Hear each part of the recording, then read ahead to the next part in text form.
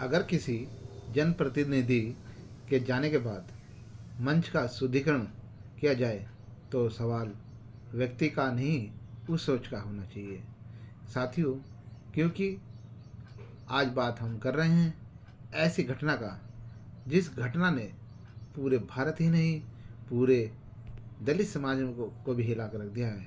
साथियों, हम बात कर रहे हैं ऐसे घटना के विषय में जो घटना हमें प्रेरणा भी देती है, हमें सोचने पर मजबूर कर देती है और हमें ये सिखाने की कोशिश कर रही है कि आप चाहे कितने भी बड़े पद पर पहुंच जाए, आप अपने जाति को, अपने वर्ग को कभी सम्मान नहीं दिला सकते।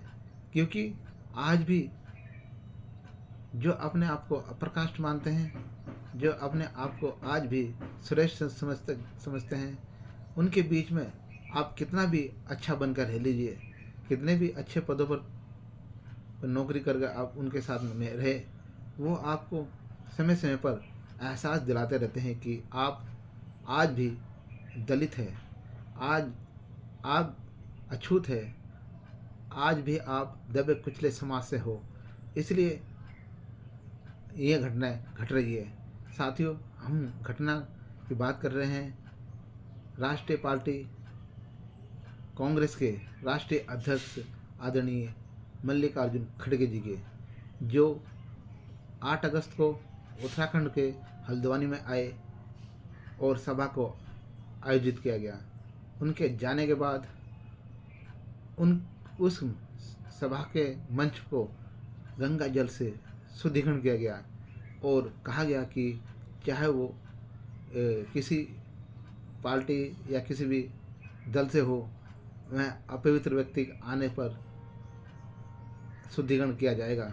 तो आप सोचिए साथियों कि कितनी मानसिकता आज भी खराब है और कितना आज भी ब्राह्मणवादी व्यवस्था का बोलबाला है, और वो दिखाने की कोशिश कर रहे हैं कि आप इस शुद्धिकरण के माध्यम से दिखाने की कोशिश कर रहे हैं कि आप कभी भी पढ़ लिख कर अच्छे पदों पर बैठकर आप श्रेष्ठ नहीं बन सकते, आप उच्च नहीं बन सकते, आप रहोगे अछूत के अछूत, आप रहोगे दबे कुचले शोषित समाज के व्यक्ति ही।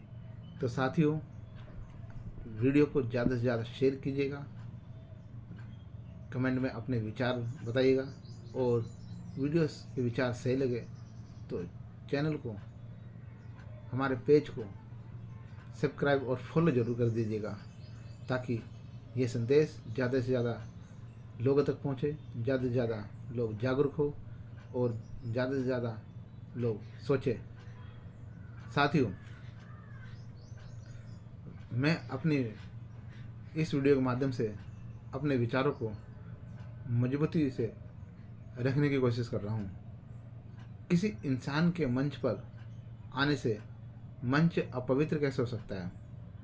किसी इंसान के मंच पर आने से मंच अपवित्र कैसे हो सकता है?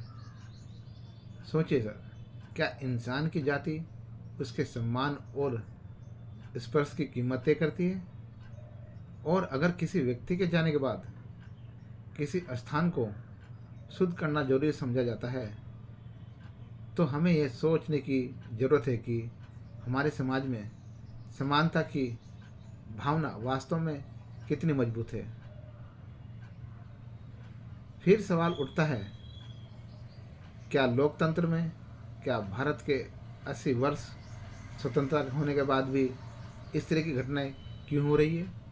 क्या कारण है और क्यों इसका विरोध नहीं होता है? और जिनके साथ घटना घटती है वह लोग जागरूक क्यों नहीं होते हैं? तो साथियों, क्या लोकतंत्र में किसी व्यक्ति की जाति के आधार पर उसकी गरिमा तय की जा सकती है? क्या सार्वजनिक मंच किसी व्यक्ति के आने से अपवित्र हो जाता है? अगर ऐसा किया जाए तो क्या छुआछूत और जातिगत भेदभाव वाली मानसिकता को बढ़ावा नहीं देता? संविधान का समानता और गरिमा का विचार हमें क्या सिखाता है? साथियों, हमें सोचना और समझना चाहिए कि हम आज स्वतंत्रता के 80 वर्ष महापर्व मनाने की ओर बढ़ रहे हैं और मात्र एक दिन बचा है। 15 अगस्त आने वाला है और हम आज़ादी का महापर्व मना रहे हैं। और आज़ादी के महापर्व के इस महीने में ही राष्ट्रीय पार्टी, जो देश की सबसे बड़ी पार्टी, जिसने 75 वर्ष शासन किया, राज किया, और उस पार्टी के राष्ट्रीय अध्यक्ष आदरणीय मल्लिकार्जुन खड़गे जी, और उनसे पहले सुप्रीम कोर्ट के जज रहे BR गवई जी के साथ जो घटनाएं घटी, यह घटना हमें साबित करती है कि आप चाहे जज बन जाए, चाहे आप राष्ट्रीय अध्यक्ष बन जाए, चाहे आप राष्ट्रपति बन जाए, चाहे आप मुख्यमंत्री बन जाए, चाहे आप सांसद, विधायक या जनप्रतिनिधि के किसी भी पद पर पहुंच जाए, आप रहोगे उनकी नज़रों में अछूत, शूद्र और दबे कुचले समाज से आने वाले दलित ही। ये साबित किया जा रहा है ऐसी ऐसी घटनाओं के माध्यम से। उनका अपमान कर कर, उनका जातिवाद कर कर, उनके साथ भेदभाव कर कर और शुद्धिकरण कर कर ये साबित किया जा रहा है। मगर हमारे समाज के लोग तब भी ऐसी घटनाओं से कोई सबक नहीं ले रहे हैं। वह आज भी सोचने समझने की कोशिश नहीं कर रहे हैं। इसलिए साथियों, ब्राह्मणवादी मानसिकता और ब्राह्मणवादी विचारधारा निरंतर तेज़ी से बढ़ रही है और अपना काम कर रही है, क्योंकि उनको काम मजबूत करने का काम हम खुद कर रहे हैं। क्योंकि हम ऐसी घटनाओं से सबक नहीं लेते हैं, हम ऐसी घटनाओं का विरोध नहीं करते हैं, हम ऐसी घटनाओं को करने वाले लोगों का विरोध नहीं करते हैं, चाहे वो हमारे बीच में बैठे हुए इंटरनल रूप से, आंतरिक रूप से हमारे हक अधिकारों का हनन कर रहा हो, हमारे हक अधिकारों का विरोध कर रहा हो, हमारे संविधान का विरोध कर रहा हो, हमारे आरक्षण का विरोध कर रहा हो। हम ऐसे लोगों का कभी भी विरोध नहीं करते हैं, बल्कि हम उन्हें अपने भाइयों से भी बढ़कर उनके मानते हैं और अपने मित्र की तरह समझते हैं। और वही मित्र और वही भाई एक दिन हमारे गले पर छुरी चलाते हैं हमारे हक अधिकारों को ख़त्म करने के लिए। वह लोग, चाहे वो राजनीतिक स्तर से हो, चाहे वो सामाजिक स्तर से हो, चाहे वो संगठन के स्तर से हो, चाहे वो नौकरी पैसे स्तर से हो, ऐसे लोग हर स्तर से हमारे हक अधिकारों को ख़त्म करने की कोशिश में लगे हैं। और आर्थिक रूप से भी वह लगे हुए हैं और सामाजिक स्तर से भी वह लगे हुए हैं। तो इससे साबित हो रहा है कि वो कभी नहीं चाहते कि हम पढ़ लिख कर कितने भी बड़े हो जाए, कितने भी अच्छे पदों पर पहुंच जाए, वो हमारे ऊपर शासन करे, राज करे। और उन जब ये पद पर बड़े पदों पर पहुंच जाएंगे तो जो श्रेष्ठ अपने आप को समझने वाले लोग हैं उनको सैल्यूट करना होगा, उनको सम्मान देना होगा। इसलिए इस तरह की घटनाएं घट रही है। आज भी जो बड़े बड़े पदों पर हमारे समाज के व्यक्ति बैठ रहे हैं, वो उनका इस तरह से अपमान करते हैं। तो साथियों, अंत में हम ये कहना चाहते हैं कि ऐसे विचारों से और कर्मों से मूल्यांकन करना चाहिए कि क्या उनकी जाति से, उनके रहन सहन से, उनके वर्ग से आने वाले लोगों के साथ ही क्यों ऐसी घटनाएं घट रही है। साथियों, मल्लिकार्जुन खड़गे जी की यह घटना कोई छोटी घटना नहीं है, ये बहुत बड़ी घटना है। और मल्लिकार्जुन जी एक ऐसे व्यक्ति है जो कभी उन्होंने समझौता नहीं किया, वे अपने स्वाभिमान के प्रति हमेशा सजग रहे हैं और उन्होंने ब्राह्मणवादी मानसिकता रखने वाले व्यक्तियों के सामने कभी झुके नहीं। क्योंकि मल्लिकार्जुन खड़गे जी अपना विरोध करना जानते हैं, वो कभी डरते नहीं है, क्योंकि वे बाबा साहब डॉक्टर भीमराव अम्बेडकर जी को मानने वाले लोग हैं। तो साथियों, मंच को पानी से शुद्ध करने से पहले अगर ज़रूरत है तो अपनी सोच को समानता के विचारों से शुद्ध करने की ज़रूरत है। क्योंकि जब हम अपनी सोच को अच्छा रखेंगे तब हम अपने हर व्यक्ति के साथ समानता की भावना रखेंगे, अपने मन को स्वच्छ रखेंगे तो हमारा मन खुद शुद्ध हो जाएगा। और जब हमारा मन शुद्ध होगा तो हम मानवता के विषय में सोचेंगे, मानवता के साथ प्रेम मित्रता का भाव रखेंगे। और जब हमारी सोच और हमारा मन अपवित्र होगा तब हम,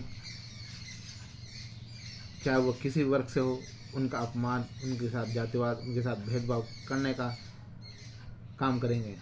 और यही काम है आज ब्राह्मणवादी मानसिकता रखने वाले लोग, जो अपने आप को कहते हैं कि हम कट्टर हिंदू हैं, जो अपने आप को हिंदू धर्म में आस्था रखने वाले कहते हैं, उनके मन और उनके विचार आज भी अपवित्र हैं, आज भी उनके विचारधारा अशुद्ध है। इसलिए साथियों, मैं नहीं चाहते कि जो नीचे तबके के वर्ग के लोग हैं वो पढ़ लिख कर ऊपर पहुँचे और वह बराबरी कर सके, वह प्रतिनिधित्व हासिल करे।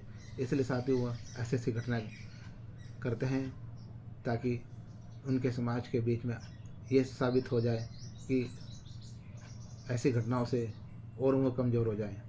साथियों, ऐसी घटनाएं चाहे कितनी भी होती रहे, हमें कमज़ोर नहीं होना, बल्कि हमें सीख लेना है कि जो धर्म, ऐसे धर्म के लोग, ऐसे लोगों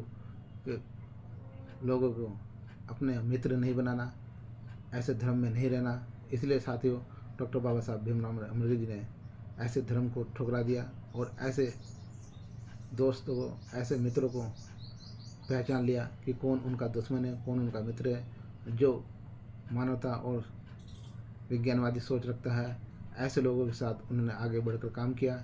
और जो आज भी असमानता, भेदभाव, छुआछूत रखने वाले लोग होते हैं, उनके साथ उन्होंने कभी मेल जोल नहीं रखा और उनका हमेशा विरोध करते रहे। तो साथियों, ये सवाल किसी एक पार्टी का नहीं है, ये सवाल किसी एक व्यक्ति का नहीं है, ये सवाल उस मानसिकता का है जो आज भी उस जाति के चश्मे से देखती है, जो हमें आज भी ये दिखाने की कोशिश करते हैं कि हम चाहे कितने पढ़ लिख लें, रहोगे शूद्र के शुद्ध, अछूत के अछूत।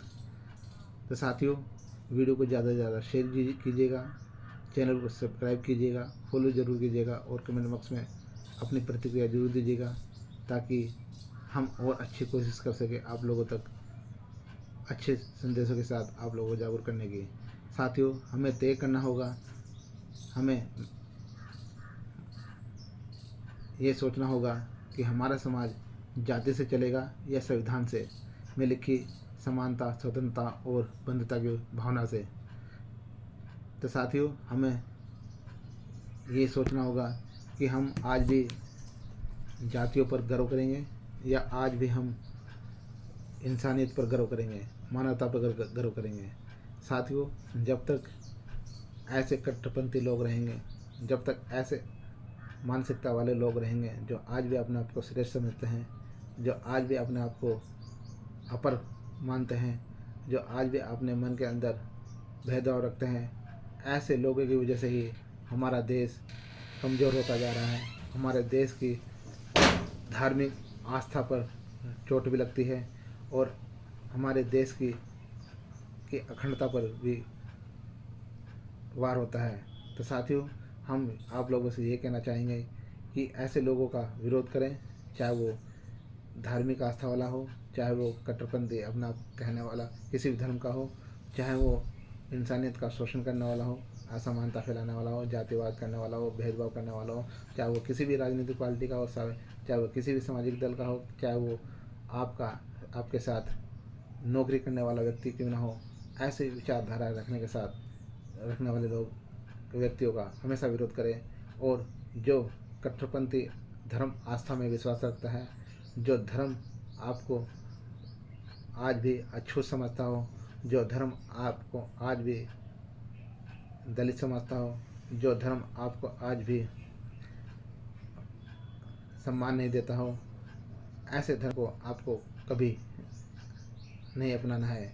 हमें ऐसा धर्म अपनाना है जो आपको तार्किक बनाता हो, विज्ञानवादी बनाता हो। साथियों, ऐसे लोगों का कभी मोहरा नहीं बनना है जो आपको वोट के नाम पर तो आपको हिंदू कहता है और जब आपके हक अधिकारी को बात आती है तो आपको एक पल में शूद्र, अछूत, दलित बना देता है।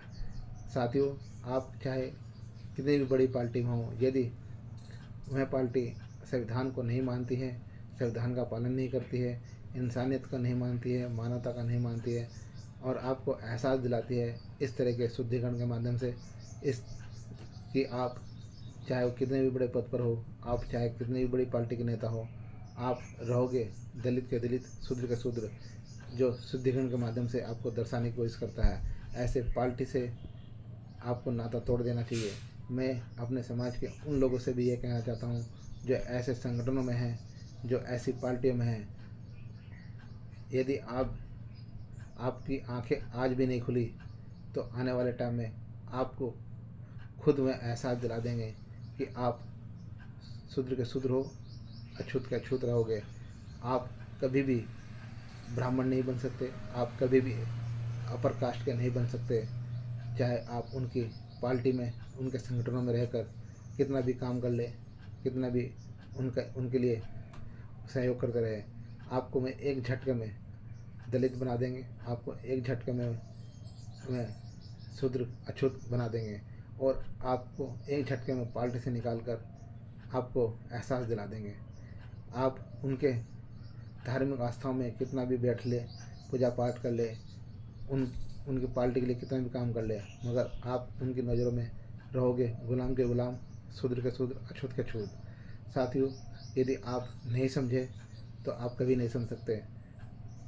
तो साथियों, वीडियो को ज़्यादा से ज़्यादा शेयर जरूर कीजिएगा, कमेंट बॉक्स में अपने विचार जरूर लिखिएगा, चैनल को सब्सक्राइब जरूर कर दीजिएगा। विचार सही लगे तो ज़्यादा से ज़्यादा शेयर जरूर कीजिएगा। जय भीम, जय भारत, जय संविधान।